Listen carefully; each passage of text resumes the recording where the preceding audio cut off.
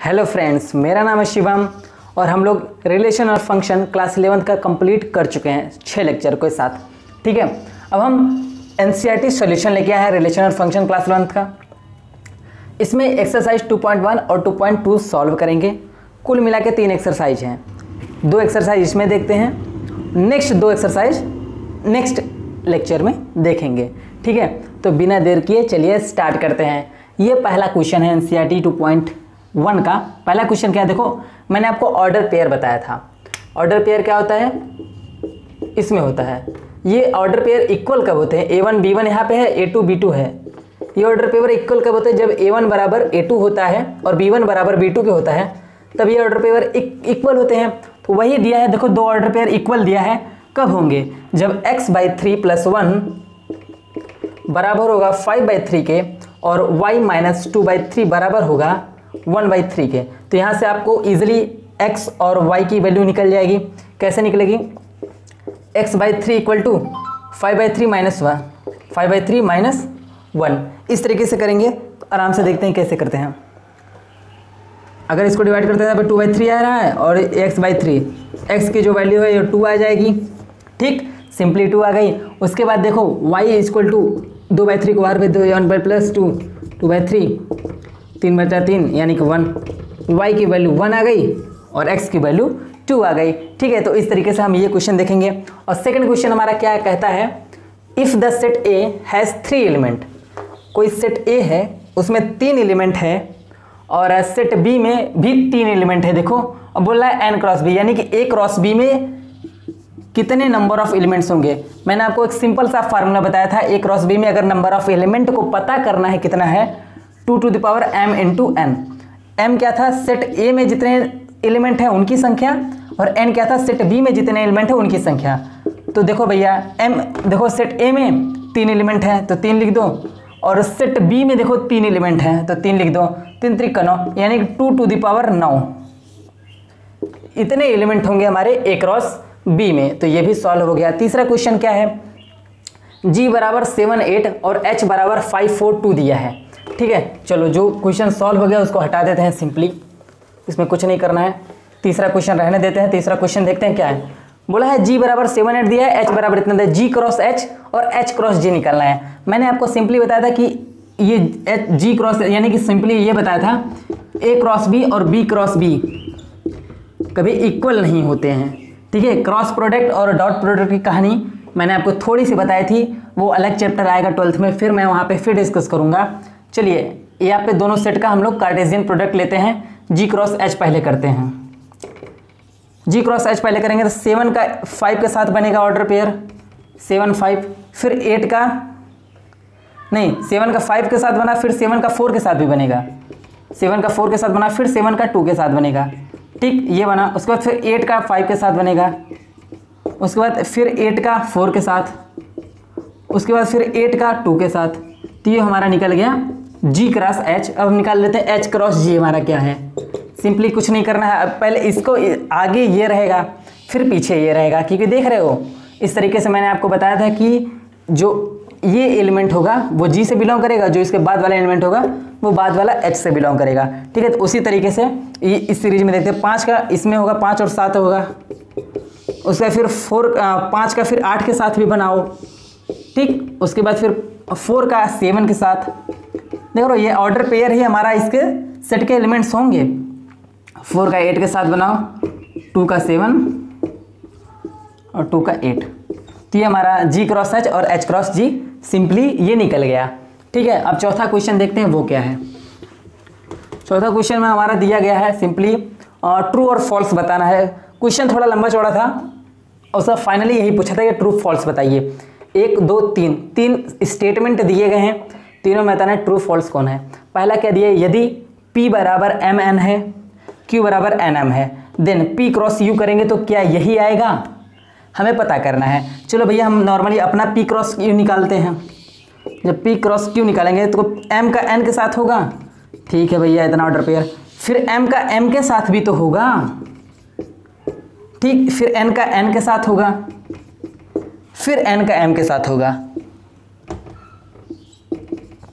अब देखो हमारे इस P क्रॉस Q में खाली MN और NM दिया है, ये दोनों तो दिया ही नहीं है, यानी कि जो ये स्टेटमेंट है ये फॉल्स है। ठीक, अब आते हैं सेकंड क्वेश्चन पे। If A and B are non empty, non empty मतलब एम्प्टी नहीं हो, कम से कम एक एलिमेंट तो हो भैया, ठीक, नॉन एम्प्टी नहीं होना चाहिए set, then A cross B is a non empty set of ordered pair x y such that x belong to A, y belongs to B।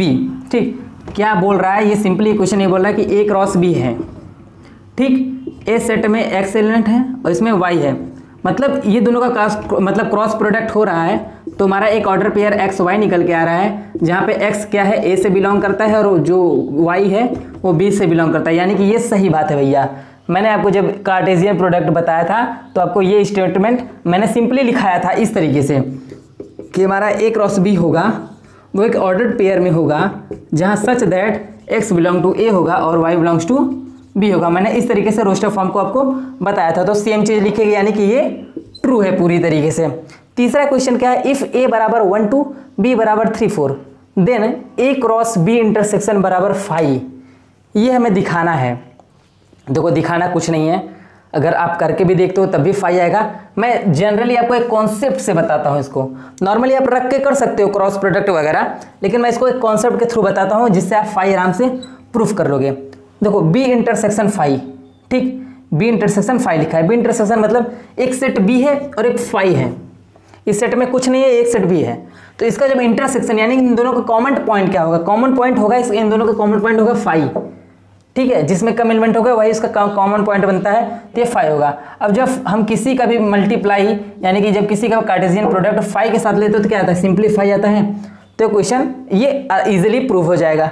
ठीक है, आप रख के भी इसके एलिमेंट को A पहले B इंटरसेक्शन 5 निकालना, तो क्या आएगा आपका 5 ही आएगा, उसके बाद फिर A के साथ मल्टीप्लाई कर दोगे यानी एक साथ कार्टेशियन प्रोडक्ट निकालोगे तब भी आपका 5 ही आएगा। ठीक, तो ये क्वेश्चन भी सिंपली सॉल्व हो गया है। पांचवा क्वेश्चन देखते हैं हमारा क्या है।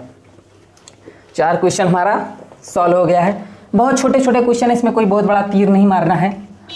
ठीक, सब डोमेन रेंज निकालना नेक्स्ट वाले एक्सरसाइज में है। इस एक्सरसाइज में सिर्फ ऑर्डर पेयर से कहानी है और कार्टेशियन प्रोडक्ट से कहानी है। A बराबर इतना दिया है, A बराबर -1 और 1 दिया है, अब बोला है A क्रॉस A निकालो। मैंने बोला था जब इस तरीके का है पहले 2 का निकालो फिर तीसरे का निकालना है, चलो 2 का निकालते हैं, A क्रॉस A। ठीक, -1 का -1 के ही साथ करेंगे, -1 और -1 आएगा, -1 का फिर 1 का साथ करेंगे, देख रहे हो वही चीज़ है ना, फिर 1 का -1 के साथ करेंगे, फिर 1 का 1 के साथ करेंगे, तो ये हमारा 4 ऑर्डर पेयर बन गया। ठीक, 4 ऑर्डर पेयर बन गया, ये हम एक सेट में कर दिए, तो एक रास A हो गया। अब इसका मल्टीप्लाई भी करना है क्रॉस, इसको हमको करना है -1 और 1 के साथ। ठीक, ये करना है, चलो भैया जब ये करना है तो इसका मल्टीप्लाई 1 में करो, मतलब इसका मल्टीप्लाई -1 में करो, तो -1 और -1 तो पहले से था और एक और -1 आ गया, तो अब ये क्या होता है, ऑर्डर ट्रिपलेट इसको बोलते हैं, ट्रिपलेट, ऑर्डर ट्रिपलेट। मैंने स्टार्टिंग में जब इंट्रोडक्शन इसका करा रहा था तो ऑर्डर पेयर क्या होता है और ट्रिपलेट क्या होता है, बताइए। ये ऑर्डर पेयर, ये ऑर्डर ट्रिपलेट है। ठीक, जहाँ 3 हो वो ट्रिपलेट आ जाएगा। फिर इसका इसमें करना है, यानी कि -1 तो रहेगा ही, फिर 1 आ जाएगा। इसी तरीके से सब करना है, -1 और 1 तो है ही, फिर इसका -1 और आ जाएगा, फिर -1 और 1 है ही, फिर इसका 1 आ जाएगा। ठीक, और इसका फिर 1 और -1 है ही तो -1 आ जाएगा, 1 और -1 है ही तो 1 आ जाएगा। ठीक, उसके बाद ये लास्ट बचा 1 1 -1 और 1 1 1, तो सिंपली आपका ये एक क्या हो जाएगा, ये वाला हो जाएगा A क्रॉस A। ठीक, तो ये हमारा 5 क्वेश्चन सॉल्व हो गया है। तो बहुत सिंपल है, कुछ नहीं, सिर्फ कार्टेशियन प्रोडक्ट और ऑर्डर पेयर की ही कहानी है। ठीक, तो ये हमारा हो गया सॉल्व। अब देखते हैं अपना 5वां क्वेश्चन हो गया, तो अब देखते हैं 6ठा क्वेश्चन क्या है। इफ़ A क्रॉस B बराबर इतना दिया है तो फाइंड A एंड B। तो वह सिंपल कॉन्सेप्ट अगर लगा रहे हो ना, A क्रॉस B दिया गया है, यानी कि जो ये A एलिमेंट है वो A से बिलोंग कर रहा है, ये जो X है वो B से बिलोंग करना है। तो देख रहे हो ये A B, यानी कि जो A और B है वो A से बिलोंग कर रहे हैं, यानी कि A और B ये सेट बन गया। ठीक, ये सेट बन गया। अब B से क्या क्या बिलोंग कर रहा है, B से बिलोंग कर रहा है XY, तो XY इससे सेट बन गया। कुछ गलत नहीं, गलत, तो ए और बी हमारा निकल गया। सिंपल कॉन्सेप्ट था, कोई बड़ी चीज़ नहीं है, ठीक है। तो अब देखते हैं नेक्स्ट क्वेश्चन हमारा क्या है, 7वां नंबर क्वेश्चन। तो ये नेक्स्ट क्वेश्चन है। 7वां क्वेश्चन में बोला है लेट ए बराबर इतना, यानी कि ए बराबर इतना, बी बराबर इतना, सी बराबर इतना, डी बराबर इतना, 4 सेट दिए गए हैं। अब बोला वेरीफाई करिए ये पहली चीज़ तो वेरीफाई करिए। सेकंड चीज़ ये बताइए कि क्या ये है कि नहीं, ठीक, प्रूफ करिए, वेरीफाई करिए, ये भी वेरीफाई ही करना है। वेरीफाई करने मतलब ये एक्चुअल में तो है, बस खाली हमें दिखा देना है, ठीक है, ये कि है। ये सब बहुत मतलब बहुत सिंपल चीज़ है, इतनी प्रूफ दैट ये बराबर है। हमें क्वेश्चन भी पता है, आंसर भी पता है, बस हमें दिखाना है कि देखो ऐसे ऐसे आएगा। ऐसे ऐसे आने के लिए मैं सिंपली आपको बताता हूँ करना क्या है। देखो बी इंटरसेक्शन सी लेना मैंने सिखाया था सेट थ्योरी में। बी इंटरसेक्शन किया होगा, बी और सी में जो कॉमन एलिमेंट होगा उसे लेना है। अब यहाँ पे देख रहे होगा बी इंटरसेक्शन सी फाई आ रहा है, क्योंकि बी और सी में कोई भी कॉमन एलिमेंट दिख रहा है आपको, नहीं दिख रहा है, ठीक। तब हम क्या करेंगे, अब ए क्रॉस फाई करेंगे। जब ए क्रॉस, ये तो फाई हो गया, कुछ है ही नहीं कॉमन, तो ए क्रॉस फाई हो गया, तो यानी कि ये सिंपली फाई आएगा, इधर वाली साइड पूरी फाई आ गई, ठीक। जब ये फाई आ गया, अब इधर दिखा देता हूं मैं आपको, ए क्रॉस बी करना है। देखो यार सिंपली आप ए क्रॉस बी करो, ठीक, फिर ए क्रॉस सी करना है। अब इसमें 1 2 है और इसमें 5 6 है।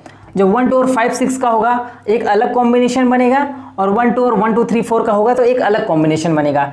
और इन दोनों का इंटरसेक्शन में कभी कॉमन एलिमेंट निकलेगा ही नहीं, तो भी ये भी 5 होगा और ये भी 5 = 5 हो जाएगा, ठीक है। आई होप आपको सिंपली समझ में आएगा, आप करके देखोगे आराम से इजीली निकलेगा, ठीक है।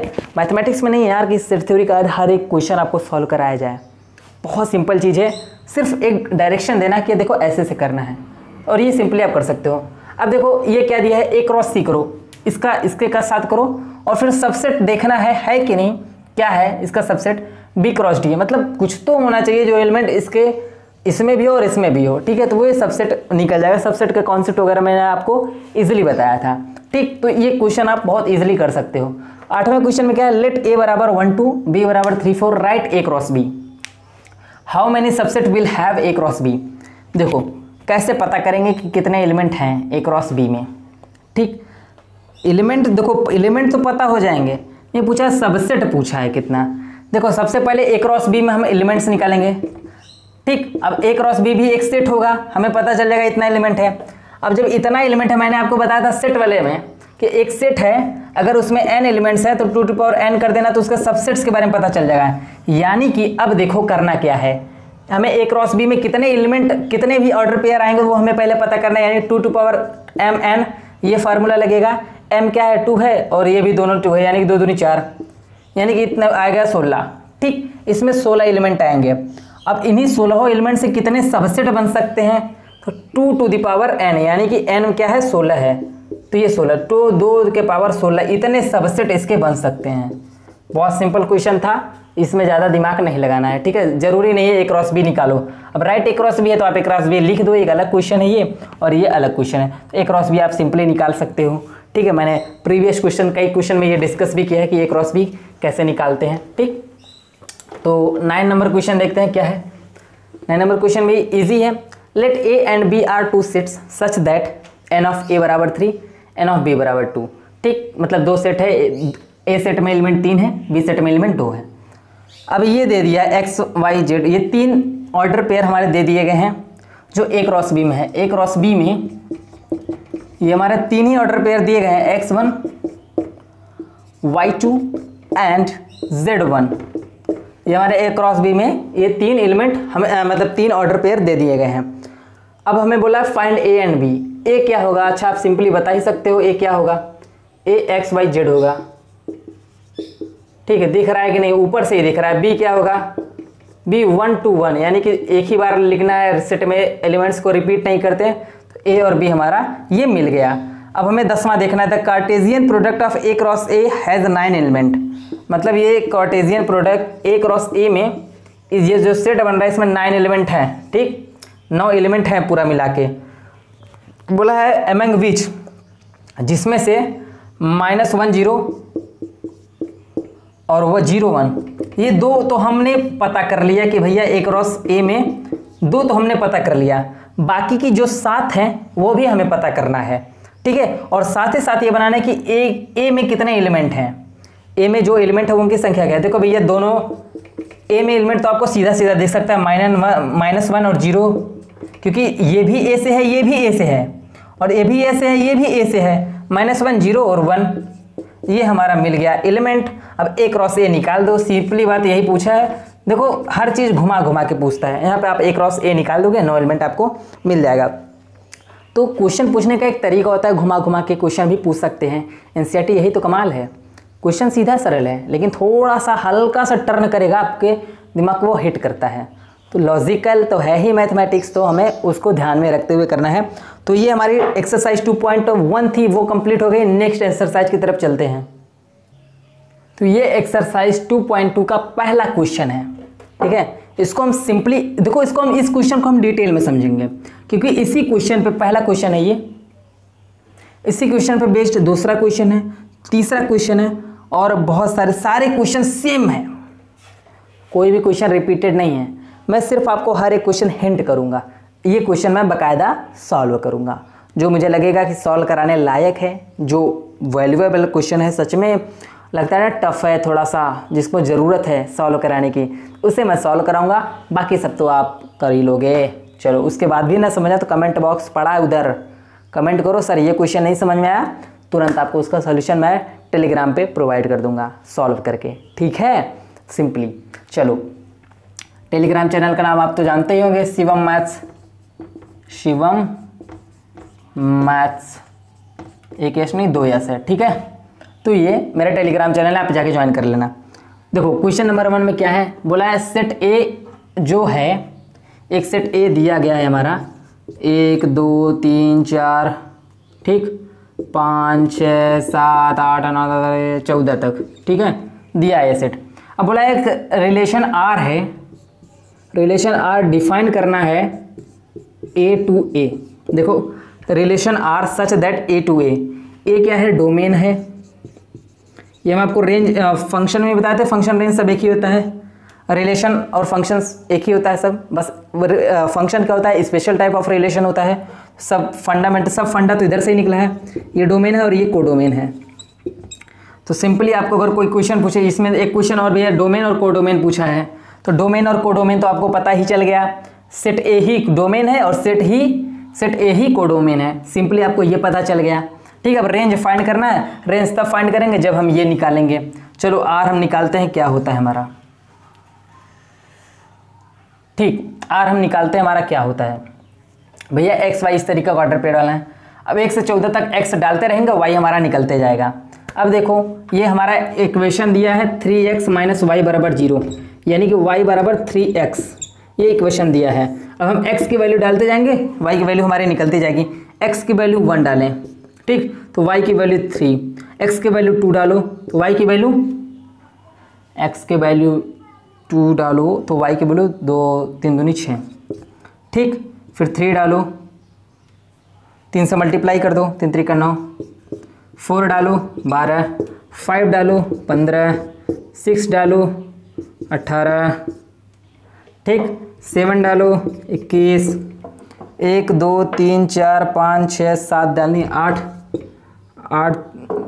24, 9 डालो 27, ठीक, 10 डालो 30, 11 डालो 33, 12 डालो 36, 13 डालो 37 38 39 एंड 14 डालो 42। ये तो आपका पहले बात तो रिलेशन सेट बन गया, ठीक है। इसके अकॉर्डिंग, क्योंकि हमारा ये दिया था x की वैल्यू डालने लगे तो 3 मल्टीप्लाई करके देगा y की वैल्यू, ठीक। अब इससे हिसाब से डोमेन आपको हम ये बताते हैं, डोमेन आपका ये पहला वाला एलिमेंट होता है, तो आपको देख रहे हो 1 से 14 तक, यानी कि डोमेन हम पहले ही बता चुके हैं ए होगा। अब रेंज देखते हैं क्या होगा, रेंज ऑफ रिलेशन आर, ये क्या होगा, जो हमारा ये सेकंड स्पॉट होता है ये हमारा रेंज होता है, ठीक, ये हमारा रेंज होगा और कोडोमेन भी हमारा यही होगा, ठीक है। रेंज और कोडोमेन हम देखो कोडोमेन तो इसके भी नहीं मान सकते, क्योंकि इसको मानने में क्या होगा ना कि इसको पुट करेंगे डालेंगे तो कुछ और। देखो सेट, एक ये सेट होता है, एक ये सेट होता है, ये डोमेन होता है, ये कोडोमेन होता है, ठीक है। तो उसी हिसाब से कोडोमेन और रेंज लगभग सेम आएगा, ठीक है। तो ये सारी चीज़ें हैं। तो 3, 6, 9, 12 हमें मतलब रेंज से है, क्योंकि रेंज हमारा उतना इम्पॉर्टेंट है, कोडोमेन उतना इम्पॉर्टेंट नहीं है। आप समझ भी सकते हैं कि क्यों मैं ऐसा कह रहा हूँ, क्योंकि मैंने डोमेन कोडोमेन वगैरह आपको डिटेल में वहाँ पे सिखाया है, ठीक। तो ये आपका रेंज निकल गया और आपका डोमेन निकल गया, ठीक है। तो ये सिंपल हमारा पहला क्वेश्चन था। सेम इसी पे दूसरा क्वेश्चन, तीसरा क्वेश्चन है। चौथा क्वेश्चन मैं थोड़ा बताऊँगा, क्योंकि इसमें थोड़ा सा अलग कॉन्सेप्ट दिया गया है। उसके बाद फिर पाँचवा क्वेश्चन भी सेम है, छठा क्वेश्चन भी सेम है, छठा क्वेश्चन मैं बताऊंगा, और सातवां क्वेश्चन मैं बताऊंगा, और नौवां क्वेश्चन मैं बताऊंगा। बाकी क्वेश्चन सब सेम है। चलो देखते हैं नेक्स्ट क्वेश्चन क्या है। तो जैसा कि अब मैंने बताया था दूसरा तीसरा क्वेश्चन सेम है, मैं चौथा क्वेश्चन लिखा। चौथा क्वेश्चन का ये डायग्राम दिया हुआ है, बोला P से Q तक एक रिलेशन डिफाइंड है, ठीक है, जिसमें 5 3 पे जा रहा है, 6 4 पे जा रहा है, 7 5 पे जा रहा है। ये सिर्फ इतना फिगर दे दिया है चौथे क्वेश्चन में, और बोला है कि इसको इसी चीज़ को एनालाइज करके आप इसको रोस्टर फॉर्म में लिखो, सेट बिल्डर फॉर्म में लिखो, और इसके डोमेन और रेंज बताओ। सबसे पहले डोमेन और रेंज पे बात कर लेते हैं। डोमेन हमारा ये होता है, यानी कि डोमेन हमारा 5 6 7 होगा, यानी कि हम सिंपली डोमेन लिख सकते हैं, डोमेन ऑफ R जो होगा 5 6 एंड 7। उसके बाद हम रेंज पे बात करेंगे, तो रेंज भी दिख रहा है क्या है, देखो मैपिंग सब पे हुई है, तो रेंज हमारा हो गया 3 4 और 5। डोमेन और रेंज की तो बात हो गई। चलो भैया सबसे पहले रोस्टर फॉर्म में नीचे से बढ़ते हैं, इजी चीज़ पहले करते हैं, फिर सेट बिल्डर देख लेंगे। रोस्टर फॉर्म पे चलते हैं। रोस्टर फॉर्म में कैसे लिखेंगे इसको, सिंपली लिखेंगे इस तरीके से, एक रिलेशन R है, ठीक, जो P से Q तक गया है, और इसमें क्या क्या एलिमेंट है, 5 7 पे गया है, 5 3 पे गया है, और 6 4 पे गया है, और 7 5 पे गया है। ये सिंपली चीज़ आपकी लिखी हुई है रोस्टर फॉर्म में, ये रिलेशन, ठीक है। इसी को सेट बिल्डर फॉर्म में करो। सेट बिल्डर फॉर्म में तो और ईजी है भैया, उसमें तो कुछ करना नहीं, सिर्फ एक्स वाई लिखना है और कुछ नहीं करना है। एक्स बिलोंग्स टू लिख दो P और लिख दो वाई बिलोंग्स टू Q, और P और Q क्या है आपका दिख रहा है। तो ये सीधा आपका सेट बिल्डर फॉर्म में बन गया है। तो ये आपका चौथा नंबर क्वेश्चन इजी था, ये हो गया। उसके बाद छठा नंबर, पाँचवा नंबर भी क्वेश्चन सेम तरीके से है। वो सबको डिस्कस करना टाइम वेस्ट लगता है, क्योंकि सब एक जैसे क्वेश्चंस हैं, आप उसको कर सकते हो, और जो क्वेश्चन है समझ आप कमेंट में कर देना। क्योंकि एनसीईआरटी का सॉल्यूशन जो है ना, वो मैं इसलिए करा रहा हूँ, जो मुझे लग रहा है कि क्वेश्चन प्रैक्टिस में हो जाने चाहिए, जिससे आपके कॉन्सेप्ट थोड़ा क्लियर हो जाए, तो मैं इसलिए करा रहा हूँ। मैं इसलिए नहीं करा रहा हूँ कि आपको एनसीईआरटी का सारा सॉल्यूशन उठा के दे दूँ और आप सब सॉल्व कर डालो, नहीं, इसके लिए नहीं। इसके लिए तो बहुत सारे रिसोर्सेज पढ़े जाओ, कई सारे ऐप पढ़े, डाउनलोड करो, सीधा PDF मिल जाएगा आपको सब, बहुत सारा है। लेकिन उससे मेरा मतलब नहीं है, मैं सिर्फ, मेरा ये कराने का मोटो सिर्फ इतना है कि आपको मैंने जो कॉन्सेप्ट्स बताए ना, उसमें जो अगर उन एग्जाम्पलों से आपको नहीं समझ में आ रहा है, तो इस एक्सरसाइजों से आपको वो चीज़ें समझ में आने लगेंगी, वो चीज़ें क्लियर हो जाएंगी। तो मैं इसलिए सेलेक्टेड क्वेश्चंस को उठा रहा हूँ और सॉल्व कर रहा हूँ। जहाँ जरूरत पड़ेगा सब सॉल्व करने का वहाँ सब करूँगा, और जहाँ नहीं जरूरत पड़ेगा सब सॉल्व करने का वहाँ मैं नहीं करूँगा। क्वेश्चन नंबर 6 देखते हैं। डिटरमिनेंट डोमेन एंड रेंज, मतलब डोमेन और रेंज फाइंड करना है। ऑफ रिलेशन आर डिफाइंड ऐसे है, ठीक है। x और x + 5 दिया, और x की क्या वैल्यू है 0 1 3 4 5, ठीक है। तो पहले सबसे पहले हम रिलेशन लिख लेते हैं। रिलेशन जो लिखेंगे वो क्या होगा, x और x + 5 है। x की जगह पहले हम 0 रखते हैं, 0 रखेंगे तो यहाँ पे क्या आएगा 5 आएगा, 1 मिल गया। 1 रखते हैं x की जगह, यहाँ पे 6 मिलेगा, ठीक, 1 + 5 6 हो जाएगा। 2 रखेंगे तो यहाँ पे 7 मिलेगा, 3 रखेंगे तो यहाँ पे 8 मिलेगा, 4 रखेंगे तो यहाँ पे 9 मिलेगा, एंड 5 रखेंगे तो यहाँ पे 10 मिलेगा। ये सिंपली हमारा ये रोस्टर फॉर्म में आ गया। अब डोमेन क्या होता है भैया, डोमेन ऑफ R, ये जो पहला वर्ड है वो डोमेन है, यानी कि 0 1 2 3 4 एंड 5, ये हमारा डोमेन हो गया सिंपली। और रेंज क्या हो गया हमारा, रेंज जो ये सेकंड एलिमेंट है आपका, वो आपका रेंज हो जाता है। 5 6 7 8 एंड 9 एंड 10, ये आपका डोमेन एंड रेंज हो गया। तो ये बहुत सिंपल क्वेश्चन थे, मैंने जो सिर्फ आपको डिस्कस कर रहा हूँ, बस आपको एक ओवरव्यू का आइडिया लग जाएगा ये सब क्वेश्चन प्रॉब्लम सॉल्व कैसे होते हैं एक्चुअली में। ये पूरे एक्सरसाइज में अगर मुझे कोई लगा कि अगर आपको क्वेश्चन सॉल्व कराना चाहिए तो 9वां नंबर क्वेश्चन है, क्योंकि इस क्वेश्चन में थोड़ा सा कॉन्सेप्ट है बताने लायक। क्या है कॉन्सेप्ट? बोला let R be a relation on Z. Z क्या है? सेट ऑफ इंटीजर्स है, पूर्णांक, यानी कि -1 0 और मतलब निगेटिव नंबर्स 0 और पॉजिटिव नंबर्स, ये सबका सेट जो है वो जेड है, set of integers defined by R. ये रिलेशन है आपका ए बी, ठीक, A B belongs to Z. जो बोला है ए माइनस बी भी एक इंटीजर होना चाहिए। सिंपली बात है भैया, अगर जेड है, अगर कोई भी दो इंटीजर घटाओगे तो आपस में इंटीजर ही आएगा, कुछ अलग आया नहीं। फाइंड डोमेन एंड रेंज, आप देख सकते हो इसका, हम इसमें ए और बी की जगह, हम ए की जगह हम लेंगे हमेशा इस जेड से ही सारा एलिमेंट लेंगे, ठीक। ए के देख रहे हो एलिमेंट सब जेड से आ रहा है, जब ए एलिमेंट सब जेड से आ रहा है तो डोमेन भी इसका जेड होगा। और देख रहे हो ये बी, यही तो हमारा रेंज होता है बी, और ये भी कहाँ से आ रहा है? जेड से आ रहा है, तो इसका जो रेंज है वो भी जेड है और जिसका जो डोमेन है वो भी जेड है। इसी किस तरीके से हम आपको एक्सरसाइज 2.1 और 2.2 फिनिश करते हैं। आई होप कि आपको ये सब समझ में आया होगा और आप क्वेश्चन सॉल्व करते रहिए अपने तरीके से। जो ना क्वेश्चन सॉल्व है वो कमेंट बॉक्स में आप कमेंट कर दीजिएगा, उसके सोल्यूशन आपको टेलीग्राम चैनल पे मिल जाएंगे, ठीक। ये लिंक रहा चैनल का, और लिंक मैं आपको शायद इसमें डिस्क्रिप्शन में भी डाल दूंगा। Thank you so much for watching this video. आप पढ़ते रहिए और कोई प्रॉब्लम हो तो मैं हूँ ना।